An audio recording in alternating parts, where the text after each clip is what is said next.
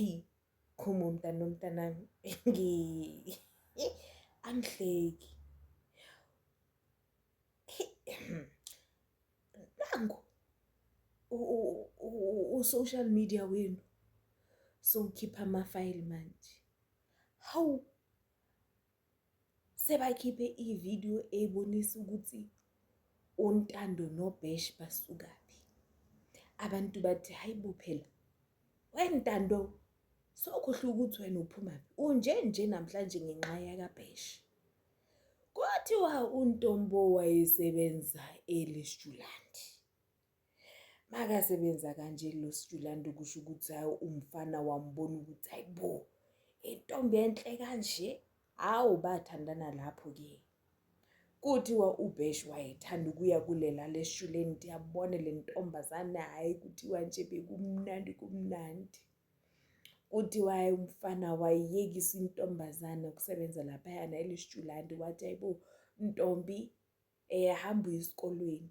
Awu okwangempela uNtombi wahamba waye esikolweni wayofunda yini le ukuba yilawyer. Hawu kuthiwa hayi intombazana yayingena isikolo, hey umfana wamfundisa ukudriver, umfana wayenza ukuthi intombazane ihlale lapho kuhle khona ama-apartment amahle. Hey kuthiwa umfana wayenza yonke into for ugele. Manje into engimangazayo nje ukuthi yabona abantu base-South Africa abanalo iqiniso. Akekho umuntu ongena qiniso njengomuntu wase-South Africa. Abantu base-South Africa musi ngalesikhathi labantu laba basazwana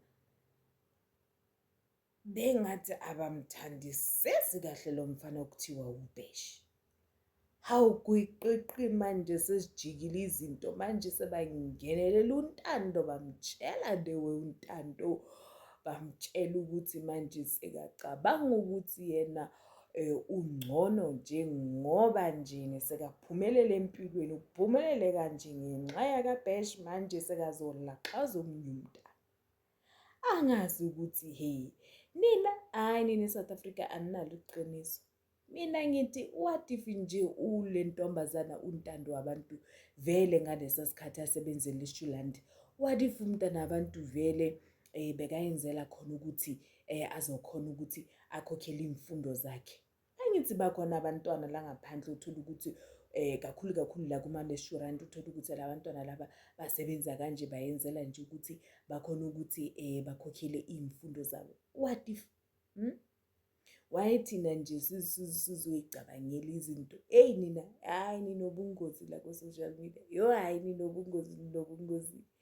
Namhlanje niyangithanda kusasa niyangizonda. Kubo. Hayibo. Nakhona asinayo isho yokuthi uNtando noBhash bahlukene ngoba mina ngithi hawu angeke. Hayi mina ngisasho namanje ngithi hayi labantu laba kusho ukuthi nje bafuna ukuthi i-relationship yabo ibe private ngoba angithi akusikudala uBhash a-engage le ntombazane okuthiwa uNtando. Akusikudala.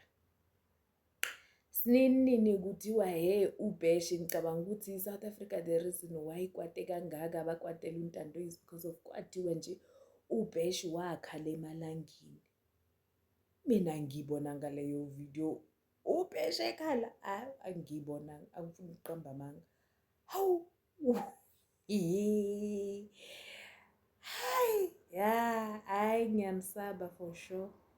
Hayi ne hayi